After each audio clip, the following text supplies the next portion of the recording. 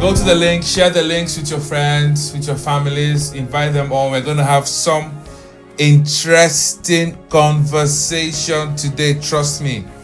If you've read our invite or one of the posts, we said that what we're discussing today, that there is no married person that will ever say that this has not happened to him or her. So it is something every married man has experienced and every married woman has experienced. And like we said, the Marriage Project, we're going to be brutally honest. Both of us, at different times in our marriage, we have also experienced it. So that's some subject I think we really want to talk about. So I'm going to hand over to my wife today as she introduces the subject in question today, the topic in question today. Hi everyone, and thank you for joining us. We are so glad to be with you today. So we are discussing falling out of love. And as Pastor said, most couples, if not all couples, would have experienced this at one time or one season or the other. Maybe apart from newlyweds, like if you've just gotten married and you're still in the honeymoon stage, maybe not yet, but I guarantee you will get there. And it's not because it is such a terrible thing. It is just, part of being human. And because marriage is for a lifetime, it does last a while. Things happen, people change and all that. So today, we're going to be discussing it. Why is it important? What does it spell? What does it mean? What can we do about it, more importantly? So, when we were discussing this a few days ago, we said it doesn't spell calamity. So when you discover, because we're going to be talking about the signs and then we will talk about why does this actually happen. It doesn't mean, oh my God, this marriage is over, or, why has this happened? Actually, when we're talking about this started because there was a question during the last meeting, and somebody asked, oh, have you ever fallen out of love or not really loved your partner? And if this happened, what did you do about it? So we talked about that question a bit more, and then we decided we didn't cover it properly on the day. So we decided we wanted to do a meeting and discuss it more. So the important thing is to recognize the signs, detect it early, and then start to do something about it. On the other hand, it can have disastrous consequences if left unchecked. So if these signs continue, it's just like a warning light on your dashboard. Yeah. It's telling you there might be something wrong. You want to have a check. If you keep driving and never have it checked, what's going to happen? At some point, that car is going to break down. When it starts off, it doesn't mean the car is spoiled. It doesn't mean the car is a write-off. It doesn't mean, park the car and forget all about it. It means go and have it checked. There might be something wrong. But if it's left unchecked, then that car one day would just crash or would just stop, and that'll be it. So that's why we're having this meeting. Exactly. So let's discuss the signs. So we are going to discuss some of the signs that signals that probably you might be falling out of love with your partner. And want to hear from you guys. Remember, a Marriage Project, it's interactive. Want to hear from you guys what you think. Can you just unmute your mic and give us one of the signs you think signals that a partner is falling out of love? Yeah, so we can go around the room. So let's go around the room. Unmute your mic, Felicita, if you can. Hi. Good evening. Good evening. Hi. Good evening, sir. Good to hear your voice. Ages. How have you been? Yes, sir. Fine. Awesome. All right. So, I think one of the signs that you will notice that you're falling out of love is when you start finding faults, unnecessary faults over little things, things that don't irritate you before, you begin to irritate you all of a sudden. And the thing is, there's a way that your conscience will even tell you, but this was not an issue before. And all of a sudden it's becoming an issue. So your conscience will also, has a way of nudging you and telling you that it is not a fault, but you're making it a fault. You're finding an issue with it. So that's one of the signs of falling out of love. Okay. Then when you also begin to compare your spouse with another person's spouse, this person does this, why can't you do this? Exactly. This person is doing this, why can't you be like this? So I think those are major signs that you are beginning to fall out of love. You're absolutely correct. Absolutely correct. And that is very, very true. And the comparing part is also true. And also the grass is greener at the Smiths. When you start thinking, what if I've married this person? What if, I married the other person? Or what if I married the other person? I should have married that guy that was crazy about me. Or I should have married that guy that was chasing me up and down. The what if questions could also be a sign, a dangerous sign that, something is definitely up. Thank you, Felicita. So who else? I don't want to name names. Come on, this is a family. Marriage Prayer is a family. We want to hear from you guys. What do you think are the signs that one is falling out of love? If you ask me, I have not fallen out of love, so I may not be able to tell exactly what signs to be looking out for. That means you're newlywed. My wife said people that might have not experienced this are people that are newlyweds, right? When their romance is still fresh and all that. See, falling out of love does not mean you don't love the person anymore. She talked about that in the introduction.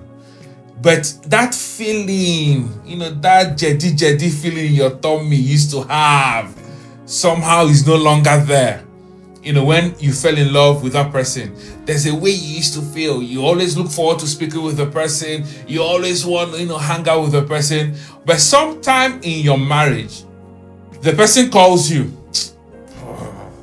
Not again. What does he want? What does she want? And at times you wouldn't pick. That is falling out of love. You would have done that when your tummy was, if you know what I mean. That's what we mean. We don't mean that you don't love the person anymore. I agree with your explanation. Yeah. But I think most cases, when it looks as if you're a bit tired, it's not as if you're tired of the person. It's because there are a billion and one other things that are now... That's exactly what we're talking about. So what are the signs? Yeah, what are the signs that is happening? Yeah, you may now not be so... you may not be so eager to hear from them. Yeah, good. Like you want to pull away, like you are just... Good. That's what we're talking about. Yeah. And then sometimes if your level of engagement may reduce, like the things you usually do, participation might drop drastically. You want to coil into your own shell and all that. Exactly. So those might be signs that you are falling out of love. That is it. Thank you. That's exactly what we're talking about. You're absolutely correct. We'll just hear from one more person, then we'll now talk about it. One more person. What do you think, in your own opinion, are signs or is a sign that you're falling out of love? One more person. Praise the Lord. Hallelujah. Hi, Franca. Hi, good afternoon, my end over here. So I think The reason would be, I think we pretty much said it all, but like lack of communication, not willing to communicate with your partner as much anymore, and also less intimacy. Whenever you approach it, then you just feel like, you know what, I'm just not in the mood because maybe he or she has done something that you don't agree with. So that obviously reduces as well. Yeah, that's very, very true. Thank you so much, Franca. So we have some signs we want to talk about, yeah? Yes, we want to talk about a few signs. Thank you for everyone who's contributed. Thank you, guys. And yes, you a lot of the things you said were already on the list. So yes, we're all on the same page. So one of the signs that we have listed is disinterest. So you're no longer interested, as eager. Someone said eager, as interested in the other person's life. How the person is. You find out that you've gone for days and weeks and you haven't really asked that person, how are you? Are you okay?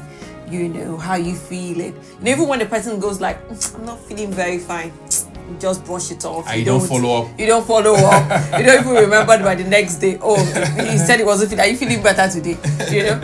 You don't, because there's part of it that just doesn't. You're just not engaged, basically. Yeah. So the other thing is coldness. So you're cold towards that person. What do you want to eat? Nothing. Oh, how was your day? It's fine.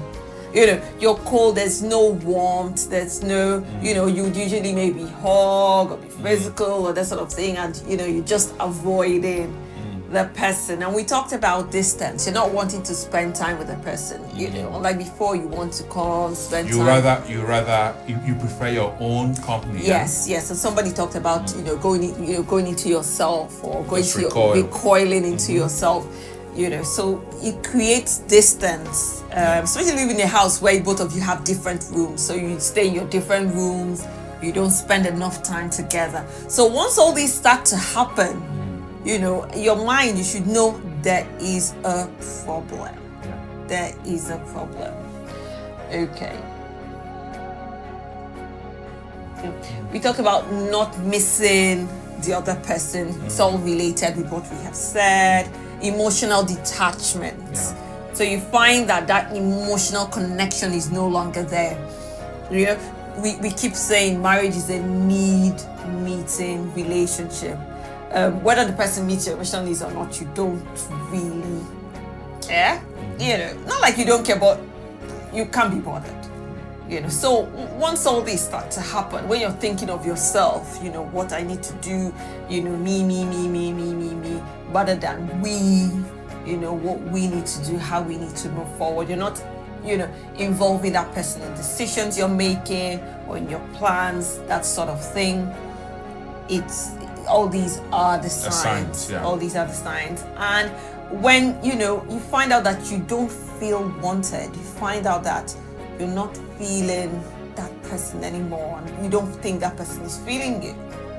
All these are signs. I don't know if you want to. Yeah. And I want to point this out. Lack of respect. When you don't respect your spouse as you ought to, and you don't seek their opinion, especially when it comes to making some decisions that will affect both of you or the kids. You may even speak to each other anyhow. You speak to your spouse without respect. You speak without decorum to your spouse. That's also a sign, because you don't really care how that person feels. Another sign could be unwillingness to work together. There's some things you should work together, speak about together, discuss. I like what you wrote on the chat. Yes, okay, yeah. We're supposed to have explained that concept. Somebody in the chat, Chinelo said, it should be falling out of affection. Should it be falling out of affection? Is that a question or a comment? Yeah, it's a question. I think it's a question. You say, should it be falling out of affection or love? Because love is stronger. So, if we take into account that love has different meanings. So now we're talking maybe about the eros philo kind of love. We're not talking about the agape love or the pragma love. We know that. I think we need to explain those concepts for those that might not understand. Eros is erotic love. It's romantic love. The romantic love, yeah. And it also happens in every marriage. At times you just don't feel, personally, you might not even feel sexy, you might not even feel desirable. And on the flip, your spouse might not be, physically attracted. No, you might not be physically attracted to your spouse at some seasons in the marriage, if you know what I mean. So that is eros. Now, eros is very, very important in marriage, yeah? Then there is phileo. Phileo doesn't really come into marriage there, but it's agape. Now, agape is the God kind of love which every marriage should have. Then I there would is say Christian marriage. Yeah, every Christian marriage should have, because a non-Christian cannot, have agape or show agape. Then there is the storge. Yeah, storge is the familiar love. Storge is the familiar love, but pragma is the enduring love. Okay. So that is the love that, even unbelievers have for their spouses, and it will endure for years, for decades. And that is the commitment. That is the commitment love. That is the commitment love. So I think that is the one Chinelo is talking about. That love is stronger. Okay, the commitment love, which is the pragma, and agape is very strong.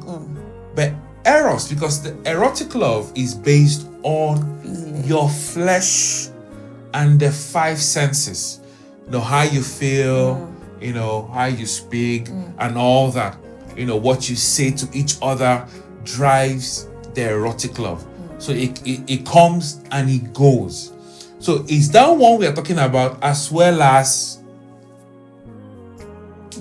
philios? Yeah, philios. Yes, I agree. Because philios love is a friendly love. It's a friendly love. Yes. But it's more especially eros. So that when we talk about love, fall out of love, that is the two kinds of love we are talking about. But honestly, you can't fall out of agape if you're a Christian, because that's a love of God and is in you if you're a Christian. Then you need to work on your love to ensure that the storge love endures. Because the storge love is there. The commitment, the enduring love. That's the commitment. That's the pragma. Pragma is the commitment love. Then the storge is what? Is the familiar love. Is the familiar love. So we're talking about pragma and storge. Those I would say the pragma and the agape. And the agape. Those are the ones that will last. But the pragma needs to be worked on. Yes. The pragma needs to be worked on. Chinelo is laughing. The pragma needs to be worked on. Now, if you don't work on your pragma, it will not endure.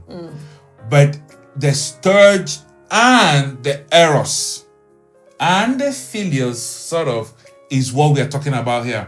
Falling out of eros, falling out of philios, and falling out of storge. Very, very important. So that's what we're talking about. And it happens in every marriage that at least lasted for a couple of years. So thanks for letting us explain that. Then Felicita said, see finish syndrome. Exactly. Familiarity. Familiarity is one of the reasons. We're going to get to reasons. We're just looking at the signs first. Now, why we're talking about these signs is because if you notice the sign, you can nip it in the bud, if you know what I mean. At times you have this fever, headache. You could just tell. Those are signs and symptoms of a sickness that's about to come. So you can nip it in the bud. Now let's talk about the reasons. Why do you sometimes feel that you're falling out of love with your spouse? I'm going to go first. I think Chinelo wrote your children, and that is very true. The kids, especially when they're much younger, could be a reason that detaches, especially the woman, from her husband. You can throw more light on that. How do kids affect, falling out of love?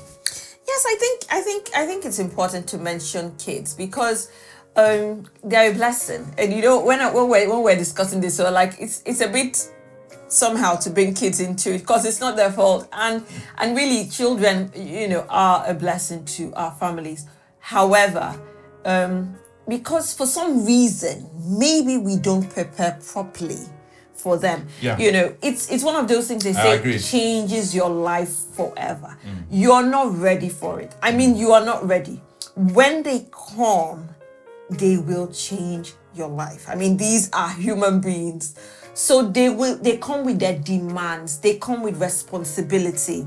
So if you're not emotionally buoyant, if you're not and ready and prepared, it will be difficult for you to juggle the affection you had, the time you need to spend with them, pour into them, train them, take care of them, and also concentrate on your marriage, and your spouse and everything, which is why many, men always say, once the children come, they feel a bit neglected, they feel a bit detached, they feel, like they don't matter because all the attention goes to the children. So don't forget that fundamentally that relationship is between you and your husband. And the kids will come and go. So, it takes 18 years, they are gone. A bit to be able to manage your children, especially when they're more than one, they're two, they're three. And, especially when they are young, when they become old and they can do things for themselves, then you're able to, enjoy your relationship again. But when they are small and they need to be followed about and they, they get on well quickly and all sorts of things, it can be very, very demanding, especially if you have a career as well. So it can be very, very demanding and can cause that emotional detachment from your spouse. Felicita, can you unmute your mic? You said something about unmet expectations and you're totally correct. Can you tell us how unmet expectations can throw one out of love with his or her spouse? You're very correct. Can we hear from you, Felicita? Yeah, go ahead. Okay, we enter into marriage with so many expectations, and unfortunately, in some cases, we go in with that mindset of trying to change somebody and conforming the person to what you want or what you expect them to be, and without sometimes realizing that these are human beings, imperfect, okay, and they will definitely not do things the way you have outlined them. All right. So unmet expectations, there are in some cases it's, I expected you to do this. In my head, I had planned that you would do this. Yeah. It should be done this way. It should be done this way. But I find you doing it in another way. And in most cases, you don't even give the person a chance to explain the reason why, he or she took that decision or took that step. All right. And so it becomes an issue, really. It's actually a very big issue when you have raised a standard and expect the person to meet up to that standard. And when it is not met, you feel something is missing. And there's something you said I really like.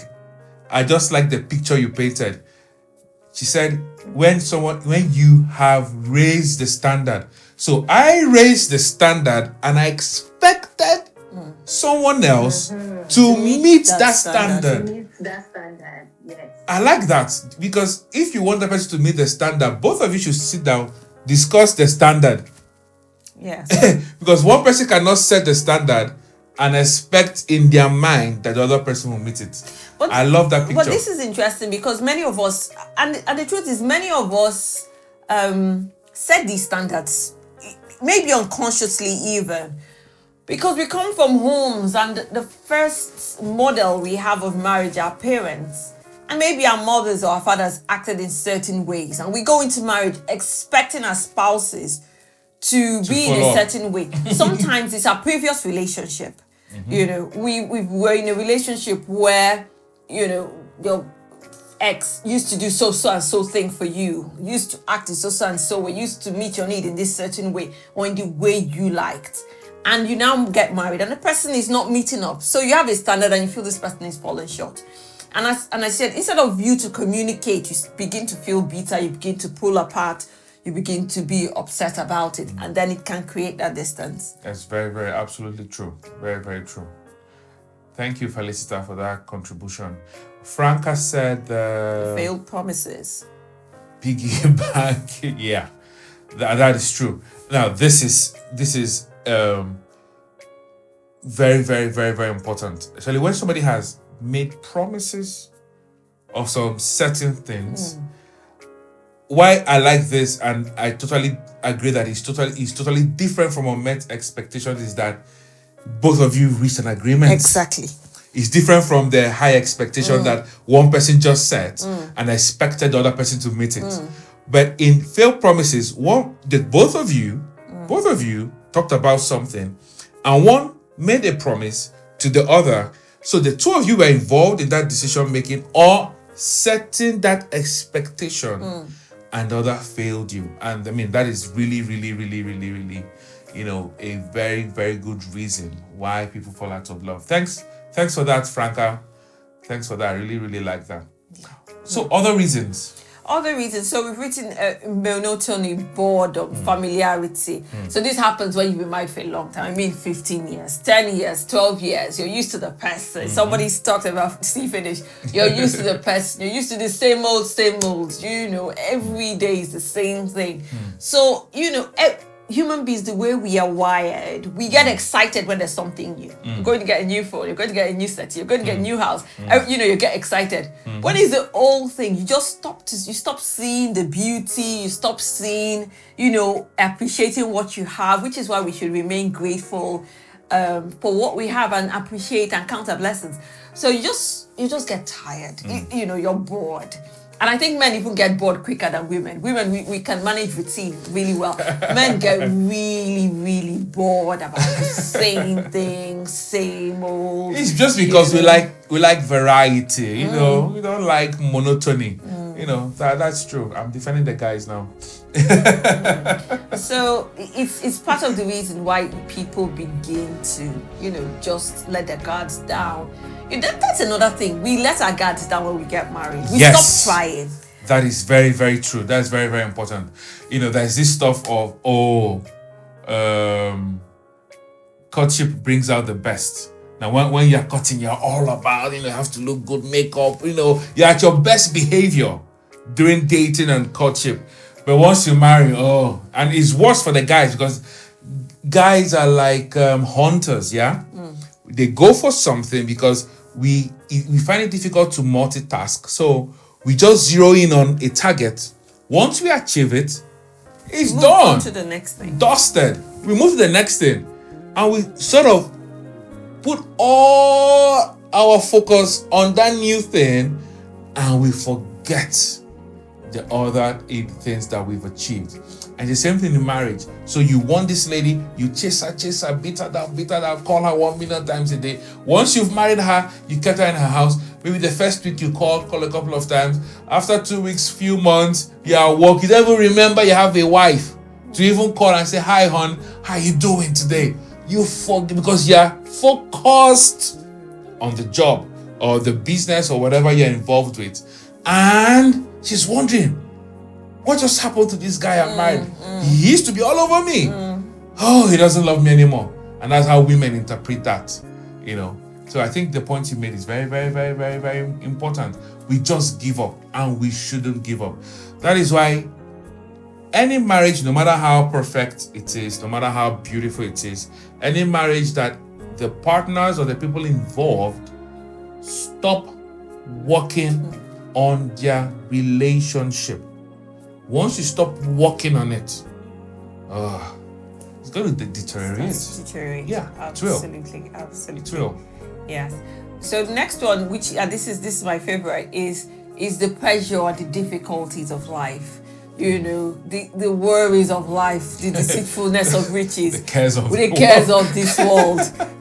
We get tired, especially for women. You just get tired. You have to go to work. You come back, there's children, there's homework, there's this, there's that. You have to cook, you have to clean, you have to do all the wifely duties. And it can take its toll on you. It can take its toll on you, and you just don't feel like doing anything. You just don't feel like, even the very date night, you just don't feel like it. There are things that are on your mind. You're worrying, how do we get this? How do we get that? This other person needs to do this.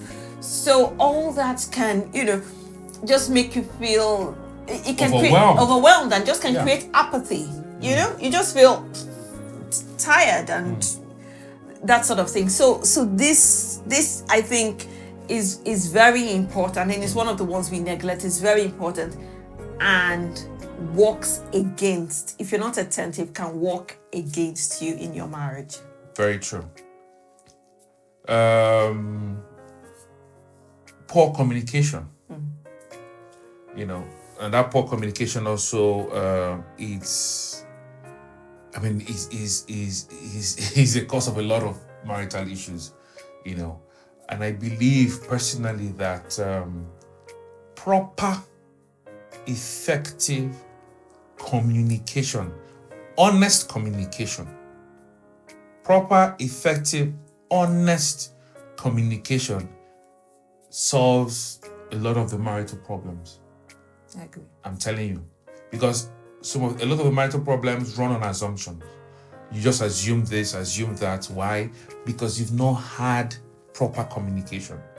So when the communication between the spouses is neither here or there, it will also cause that pulling apart.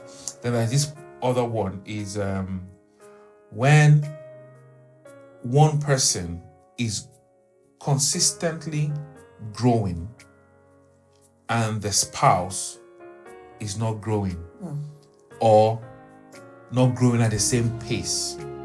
It gets to a point in that relationship that when the one has grown looks around him or her, the spouse is not there. That is intellectually, mentally, emotionally, and he or she will discover that his or her spouse has been left behind because the person left behind did not take time out to invest in their growth. So growing apart is also one of the reasons of falling out of love, because it gets to a point where you can no longer have an intelligent conversation because the person is not flowing at the same frequency that you are flowing at. Yes, I hate to say this, but this affects housewives a lot. It affects people who marry very early, who absolutely didn't know where they were and what they wanted out of life, and started having many kids, started having kids early, didn't have the time, to catch their breath and find out, who am I? Which way am I heading? What's my husband doing? Where am I? Just having baby after baby. You're sitting at home, you're watching TV, you're going out to make your hair with your friends, and your husband is building his career, he's building his business, he's building himself, he's going for conferences, he's doing things. I'm not going to blame the housewife alone, because the husband, especially if it's a man on a mission, you should, I think it's part of your responsibility, you should pull your wife along. Even if she's at home, you should be able to say, and we've gone into solutions a bit, but that's fine. Yeah, even if you have to say, see, go and attend that webinar, go and do that course, go and, it doesn't, these days it doesn't take anything. Everyone has internet on their phone. You don't need to leave the house, but you can also push your partner, especially if you're going somewhere, so you don't stay and just leave that person. The person is moving back. And it's not just formal education. No. We're not talking about formal education. Developing yourself. Just develop yourself. What we call personal development. Develop yourself. Know a little about a lot of things. Don't be aloof. Is that the word? if you know what I mean. Know a little bit about everything. Get interested in your spouse's career or business and vice versa. So when she's talking about her own dealings in her workplace, at least you have some understanding. You can relate with that. And vice versa. Very important, because it's also part of, let me put it this way, this is part of the ingredients of your communication. These are the things you talk about. World affairs, what is happening around, and all that. Just don't be, I don't know, really, what is that? No, know what is happening around you, so that you guys don't grow apart. Get interested in the other person's interest, and vice versa. I like what Chinelo said. Chinelo said she had to start paying attention to politics. Also start paying attention to football too, or soccer. If that's what your husband likes, start paying attention to it. If he's into fitness or all those things, get interested in it as well. Whether you understand it or not, just get interested in it as well. Because if he's involved in something you're not interested rather, he's going to look for somebody else that has that same interest to do that activity with. So very, very important. We have about 5 minutes, so let's talk solution. Okay. But before we go that, I wanted to say pursuing different interests, and it's closely related to what we have just said. So one person is doing this, especially if you people are running like a business. One of you has a business or something. You start, this person is doing this, the other person is doing that, and before you know it, you're doing two different things. Yeah. You grow apart. So let's go on to solutions. And number one is exactly what P said. Felicita says she's learning how to play PS4. I love that. That's awesome. So work on communication. Yeah. So Pastor said, communication, we can't stress it enough. It is the life of a relationship, the very life of the relationship. If you are not communicating, the marriage will die. So die. I like that. Say that again. If you are not what? If you are not communicating, the relationship will die. Because the lifeline of every relationship is communication. I told somebody this. I was like, do you know you can fall in love with somebody you've not seen, but you talk with every day? And the person was like, what do you mean? I said, you can fall in love with somebody you've not met, you've not seen, but you talk with that person every day. Because words, is life. You know what I mean? Because Jesus said that the words I speak unto you, they are spirit. That means some of the words I am speaking right now is part of my spirit. I tell people this: the words you speak did not come out from your flesh. Okay, let me put this. Let's start from the beginning. Every human being, right, is first a spirit. You have a soul. Both of them live in a body. So the person talking to you is not my body. My body is like a garment, a suit. I will drop it where my spirit lives, and we call it death. It's not actually death, it's just transition into another dimension. So the words I am speaking or you're hearing come out from my mouth is not my flesh. It is my spirit speaking. It's my spirit speaking. So when you speak to someone, you share part of your spirit with that person. When you speak with someone, you share part of your soul with that person. So that's why you can fall in love with somebody you've not seen. You can also get so tied with somebody you've not seen if you guys keep saying lovely words to each other. That is how powerful words are. That is why our marriage started with the exchange of words, which we call vows.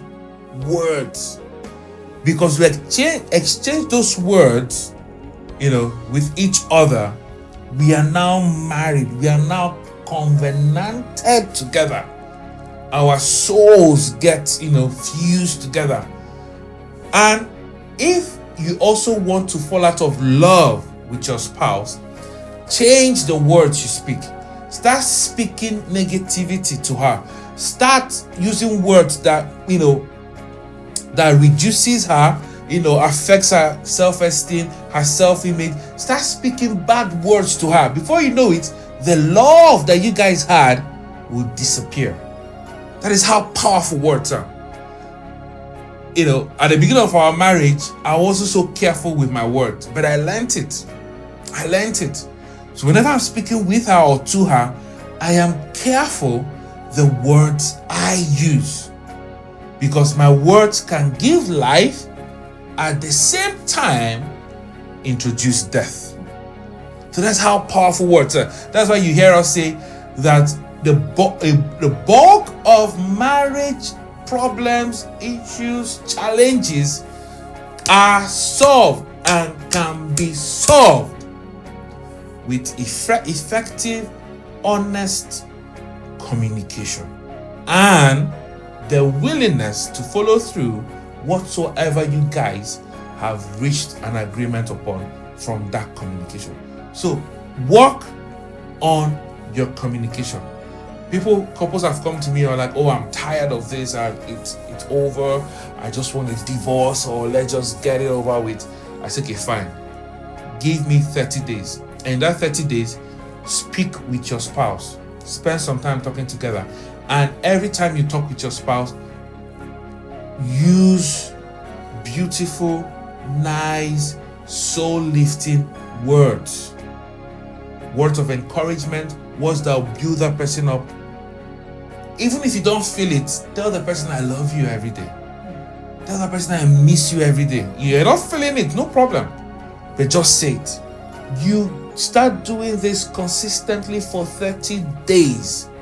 By the end of that 30 days, you'll be shocked. Couples have come to us having marital problems, and we developed a system for them to communicate. They don't get back to us. If they do that thing, they don't get back to us, they will heal, they will solve that problem. I'm telling you, just talk to each other honestly and be willing to follow through whatsoever you guys have discussed. Okay, let's hurry. So we're going to add to that communication. Yeah. Sometimes when, if it's not working, two of you, it's not working, then you might need a third party. True. You might need a third true. party to help with the communication. So that's where therapy comes in, or counsel comes in.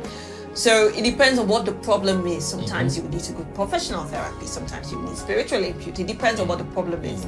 So you might need a third party. But I would say this will be after you have tried. Yeah. You have to try after you've tried. So your first point of call shouldn't be to seek help outside. First try and try and try. And then if you fail, then you can seek help. You can definitely seek help. And I'm saying this to the guys, because men, we don't want to talk to someone. Honestly, I don't know why we think that way. We just don't want to talk with someone. We maybe is it ego? I don't know if it's ego or whatever. It's part of ego. And you don't want to come across as weak or unable to solve your own problem. But guys listening, it is nothing of that such at all. Seek help. Talk with someone.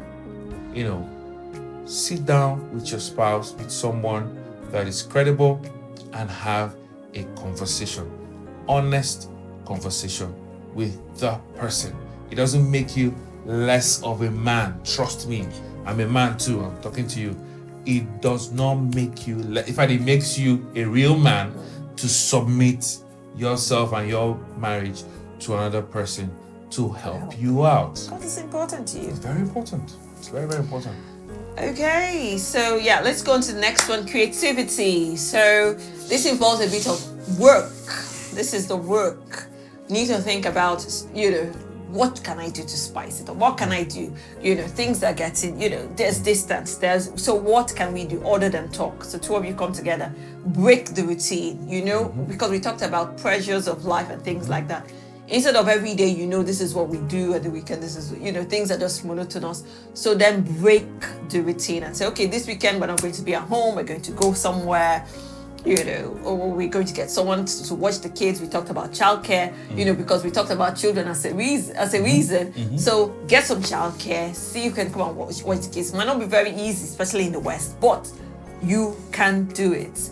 And not even that is part of it, but simple things like we will talk with each other before we go to bed for at least 30 minutes. Yeah. As simple as that. Every day.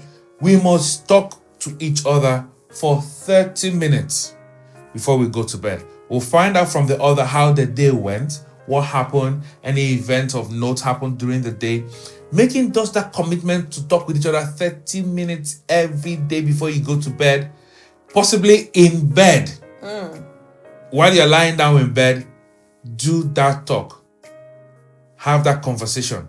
It will get to a point that conversation will lead to something interesting, if you know what I mean. Do that talk in bed. So the other thing, what's quite important, and you can actually switch that up. You can decide to read a book together, read to the other person, or you can read a story or something, or you can discuss an issue. Oh, I read this today, or I listened to this today, or I heard this, so what do you think about this? And you have some, good rubbing of minds together. And even banter, very important, honestly. Talk. Make sure you're communicating. Make sure you're talking. Guys don't like talking, but the truth actually is that we love talking.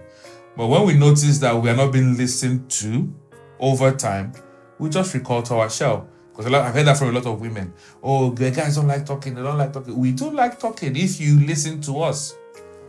You should listen to us and really take our opinion. When we see that in you, we're going to talk a whole lot. That is the truth. Okay? What else as we close?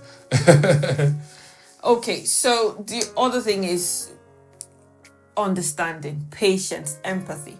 Now, there are different stages in marriage. We need to appreciate that. There are different stages. There are stages when the children are small. The stages when, mom has been up breastfeeding all night. She's not going to talk to you in the morning. She's not going to have time to come and rub your back. She's not going to have, that is where understanding and empathy comes in. She's tired. She's worn out. She's been working all night or something like that. She doesn't have the time to be creative about anything. She doesn't have the time to meet your physical needs, maybe, whatever. That is where understanding comes in. It's not going to last forever. Those children will not be young forever. Give it some time. Be patient. Feel what she's feeling or feel what he is feeling. He might be going through a difficult time at work, a difficult stage in his own career or something. Have that understanding. You say, he's not meeting my needs. He's not asking me how am I. He's not doing this one for me. He's not buying me gifts. He might be going through a difficult time. That is where understanding comes in. Empathy, patience. You might not be able to get everything you want every time you want, but as long as that person is willing, it's just because of certain things, certain seasons, go through that time together without complaining too much. Yeah. And that's very, very true. Very, very true. Understanding what the other person is going through. Understanding what the other person is going through is so important. As you understand, also make the effort. So you guys communicate honestly. Try to meet your spouse's need the best, way you can. Try to meet your spouse's need the best way you can. Then on the flip, spouse, also understand that some of your needs might not be met as when due. So very, very important. Once this understanding is there, patience and all that, empathy, it goes a long way to solve a lot of problems. Do you have a question? I agree. I mean, someone just talked about communication. I agree. Communication is, we can't overemphasize. Communication is very important. Now, it is better, because I say in marriage, no one is a mind reader. Yes, Exactly. both of us are one, but we're not mind readers. Exactly. So I'm struggling. I am struggling. I can't. I want to, but I can't. Then but that person, if you don't say that, person might feel you don't want to. Exactly. She's not caring, or she doesn't want, she's not, that sort of thing. So communicate that. It's hard, please. Give me a few, tomorrow or weekend. Because, that kind of thing. Oh, I know I've not been, cooking as much as I should. I know I've not been doing this. I know, I'm struggling here. Just give me a bit of time. Oh, I'm sorry I couldn't get you a gift. It's tight for me now. It's not that I don't want to get, I will give you if I have. But, or maybe you forgot the birthday or the anniversary or something. I'm sorry, I forgot. I will make it up to you. Yeah. Communicate. And if you do make a promise, please fulfill it. Please fulfill your promise. And if you can't, explain why you can't. Very, very important. But for guys, listen to me. It's very, very important that if you make a promise to your wife, do everything in your power. Everything in your power to fulfill that promise. Then if you can't, also come and say, see, I tried everything, but somehow, unfortunately, I could not just meet up. But before then, do everything in your power to keep your word. Because there's one thing the Bible says about the man, and one thing the Bible says about the woman. The woman only so popular. Oh, a virtuous woman. Prized above ruby. Everybody knows that. So a woman of virtue. But nobody really talks about the man. The Bible says that a faithful man who can find. Do you know what it means to be a faithful man? You're a man of integrity. You're a man that your wife should not think, oh, will he be there? Will he not be there? Will he be supportive? She can count on you. That means you are dependable. You're dependable. I mean, apart from God, the only person that should, in her list of dependable people, should be the husband. Should be the husband. Because she can go to bed knowing that you'll be there for her. That you stand for her, you will fight for her, you do everything for her. That's a faithful man. You are consistent. Not today you are like this, tomorrow you change. She can't tell which part of or which Ayo will be on show tomorrow. Which Steve will be on show tomorrow. No, you have to be consistent. A man of integrity. Just don't make promises you can't keep. That's why you should watch the words you what you say to your wife, especially when it comes to promises and commitment. And whatever you say, that's how you know a real man. It's better you die, but don't die, but you know what I mean. It's better you die than letting your words fall to the ground. The best marriage on earth is a marriage where the man strives to be like Jesus. The woman strives to be like the church.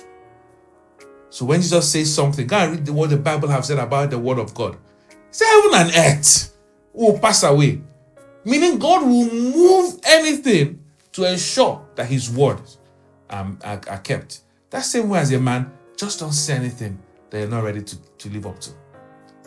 It's better that you don't say it than you say it and you don't live up to it. When you do that the first time, the second time, the third time, what happens is that the woman cannot trust you. She can't take your word for it. The respect she has for you will diminish.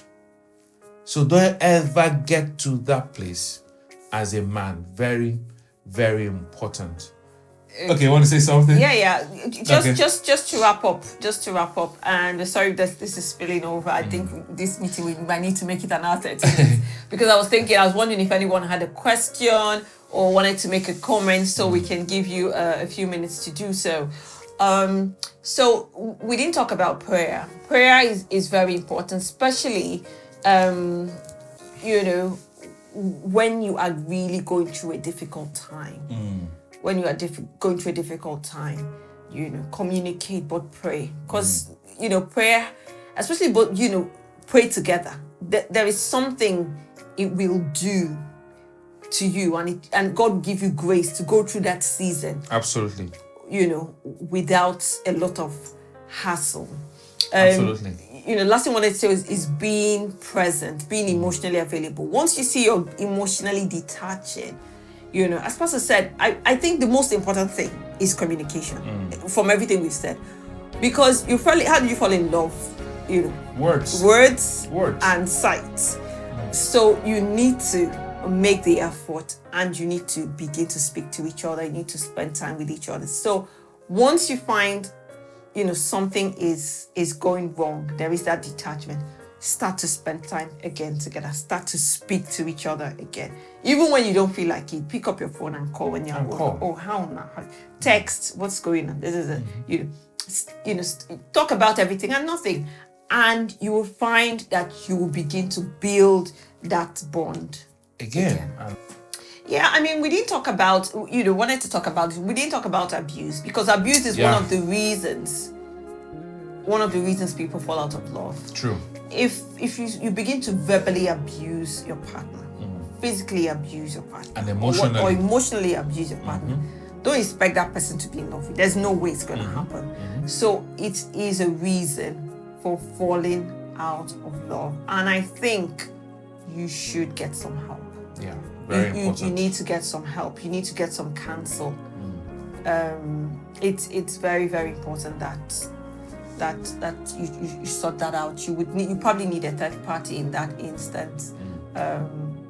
You need it addressed. Then let me also say this, I'm right now in the camp of the men. Men like variety. Men love variety. So wives in the house, as best as possible, try and, give your husband some sort of variety in anything and everything. Just try and change things up once in a while.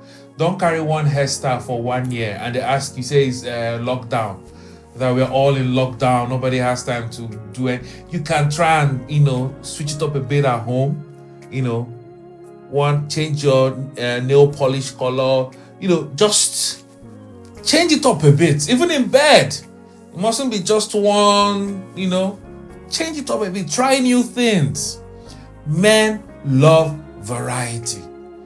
Women would rather just have one thing that is working. They say, if it is working, why change it? Don't change a winning team. But men, if because it's working, they want something new. So please give men variety. The men, please be consistent, be dependable, be everything your wife wants, the best as you can. Keep your words. Be a man of your word. Marriage. Does anyone have a question or anyone have a contribution you want to add on? Now would be the time. That would be great. You can just unmute your mic and go ahead. Please, we want to hear from you. Contribution, questions, anything you've got for us. We'd love to hear from you. I just want to say thank you so much. It was such a wonderful discussion. Thank you. And I bless God for it. It's really nice, especially when you had to explain the kind of love we're talking about. So just one thing I just wanted to add is, even if you fall out of love, don't let it be too long. Fall back in. Very true. Yeah. Very true. Absolutely. Yes, and it is very, very possible to fall back in. So don't let it go for long, which is why we discuss the signs. Once you begin to notice the signs, there is something going on. Don't ignore it. Don't ignore it. So you can fall back in immediately. If you can communicate it even better, so that it doesn't last long. Yeah. Like we said at the beginning, falling out of love doesn't mean the end of the road. It's not the end of the road at all. It's just a sign that you need to, get back on track, and do the needful. So willingness is very, very crucial.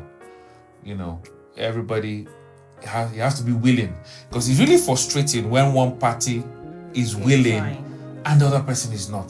The other person is like laid back, the other person don't care. Oh, it makes the other person feel so bad, you know, and they were like, oh, so this relationship means more to me than it means to you. Because when you're not willing, it sends that message to the other person. I say, okay, I don't matter, our marriage don't matter to you, our relationship doesn't matter to you.